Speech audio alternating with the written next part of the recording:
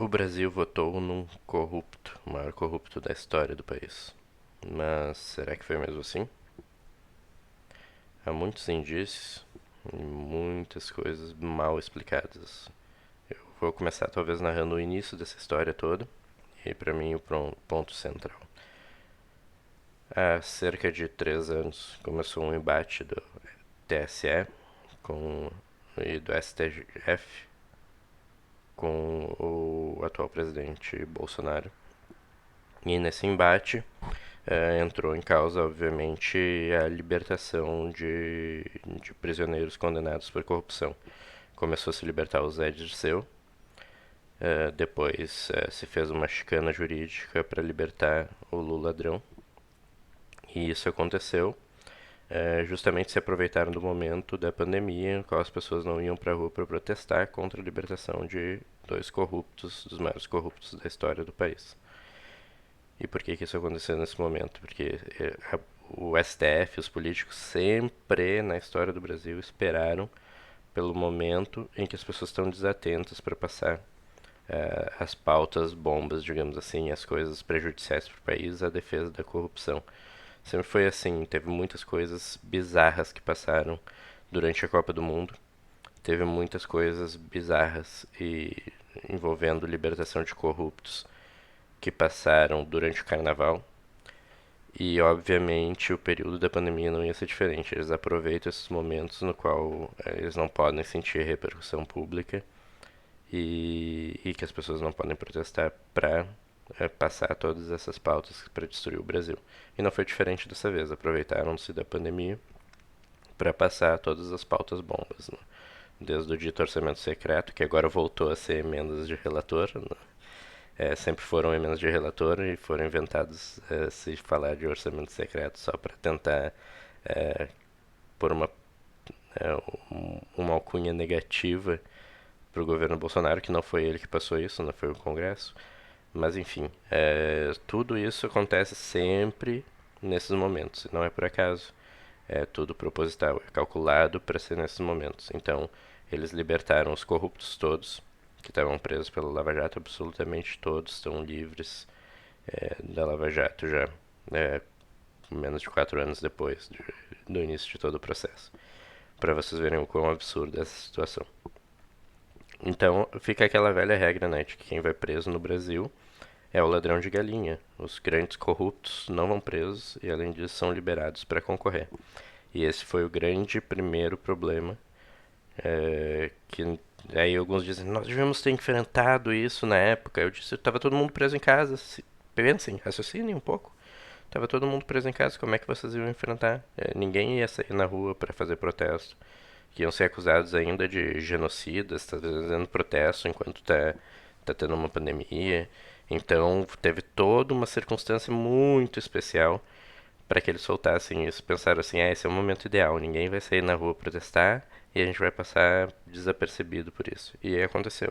Então eles liberaram o corrupto Mor, liberaram todos os seus comparsas de crime e eles puderam concorrer. Mas não só foi só isso, né, o histórico todo. E eu acho que o ponto central aqui foi quando se tentou passar o voto auditável, o voto eletrônico auditável. Ou seja, simples assim, tem a caixinha igual a que nós temos hoje lá, a caixinha mágica. Só que do lado da caixinha mágica tem uma impressora que o voto cai dentro do vidro, a pessoa confere ali, aperta de novo, ela cai dentro de uma cesta para poder ter o que os americanos chamam de paper trail, isso quer dizer, um rastro de papel, para tu poder depois bater os números, quer dizer, tu poderia contar urna por urna e ver se o rastro de papel do que foi impresso, que é o que as pessoas viram, bate com o que o sistema diz que é, porque o sistema dizer que é muito simples programar para tirar votos de um lado, colocar do outro, transformar abstenções, basta uma linha de comando. Eu consigo fazer isso e eu não entendo de informática, é muito simples, muito fácil. Uma linha de comando dizendo assim, ó, votos, 5% dos votos 22 é igual a 13 e pronto. É muito simples. Mas enfim, para mim, o ponto neurálgico de todas essas eleições foi quando nós quisemos pôr as urnas auditáveis, que são urnas mais honestas, que é como funciona a maioria dos países. A maioria dos países de primeiro mundo não tem urnas eletrônicas. E os poucos que tem alguma parte, não é em todo o país, e ainda normalmente com voto impresso ao lado.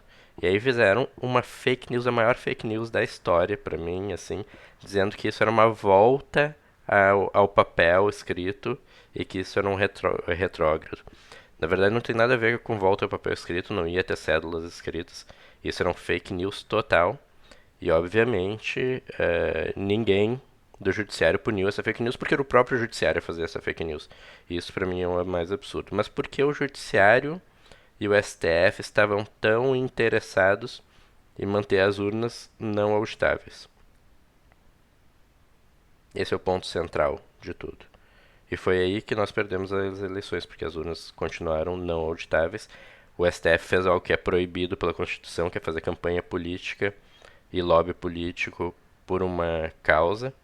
E eles foram até o Congresso, fizeram lobby com os vereadores, com os deputados, com os senadores, fizeram lobby com todo mundo, governadores, tudo, para impedir que o voto fosse auditável.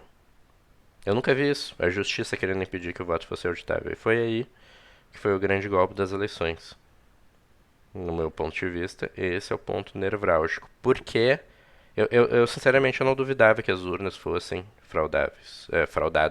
Fraudáveis elas são, mas eu não duvidava que elas fossem fraudadas. Não achava que isso acontecesse. Até ver a luta do STF e da esquerda para manter esse sistema. E eu disse, espera aí, tem algo errado com isso. Por que que eles querem tanto manter um sistema que é claramente não tão seguro quanto o outro que foi proposto? Que ia custar pouca coisa a mais, mas obviamente isso é algo que qualquer brasileiro estaria disposto a fazer, gastar um pouquinho mais por segurança, né? Para segurança, porque a gente está falando num orçamento de bilhões e ia se gastar alguns milhões para implementar esse sistema, mas o orçamento é bilionário ao ano do Brasil. Então não se compara, assim, para tu autorizar uma quadrilha aí para o governo fazer usar todo esse orçamento bilionário, se gastar um pouco mais para implementar uma urna mais segura, para mim é uma troca justíssima.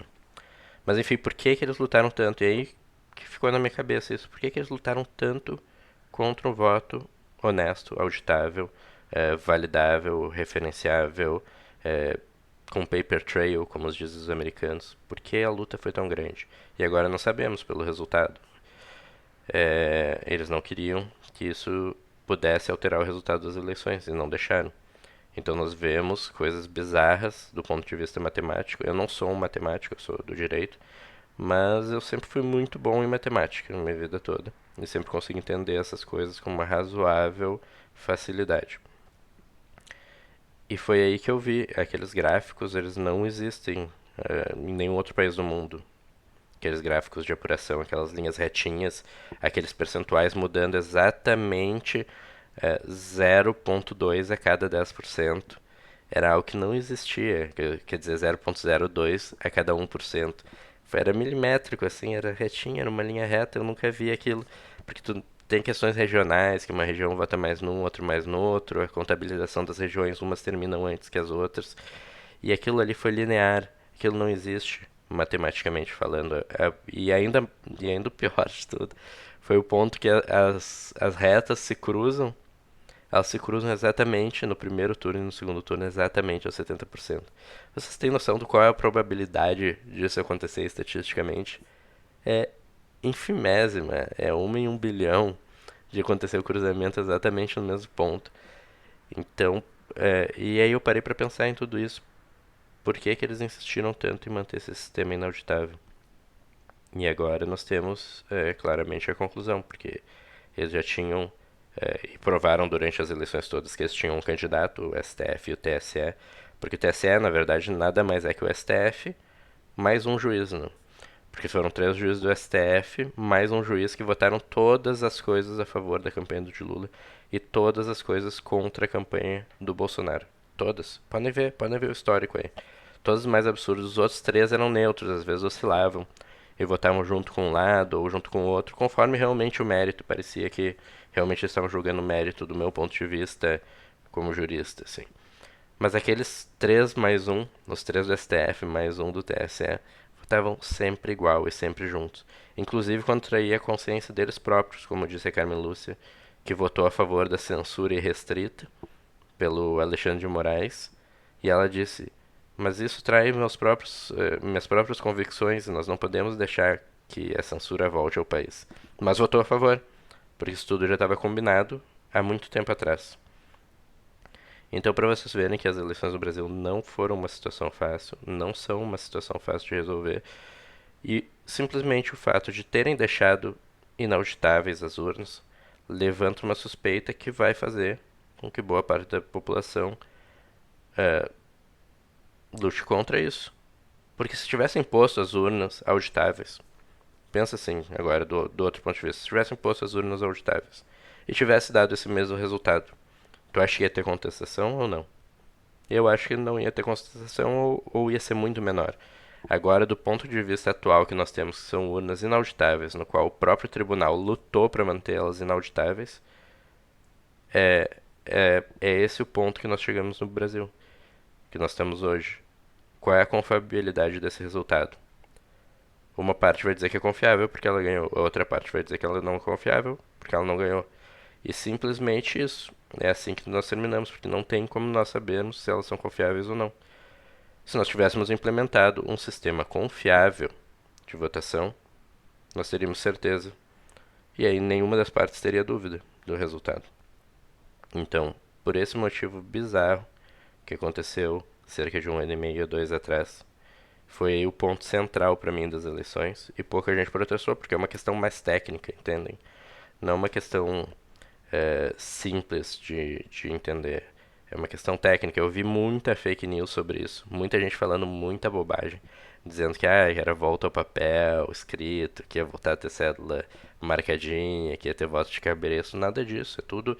Ninguém sai com comprovante. Não tem nada escrito. É tudo impresso, cai direto na maquininha. Não existe isso. Agora, claramente um lado estava fazendo fake news por um motivo. E agora nós sabemos que era o motivo. Eles queriam que as urnas fossem inauditáveis. A dúvida é: eles queriam gerar uma convulsão social? Porque é o que está acontecendo agora. Metade da população, alegadamente metade da população, em tese 49,1% da população, não aceita o resultado e não conseguem validar isso legalmente e matematicamente, porque não tem como validar. E a outra metade aceita, mas deveria ter um pingo de dúvida, dizer, olha, realmente isso aconteceu, nós deveríamos ser honestos o suficiente para dizer que gostaríamos que fosse auditado, mas nós não vamos ser honestos o suficiente, porque quem votou em corrupto não é honesto. Então aqui nós terminamos a minha fala de hoje, para nós pensarmos qual o país que nós queremos, o país da desonestidade, o país das urnas inauditáveis, o país do jeitinho brasileiro.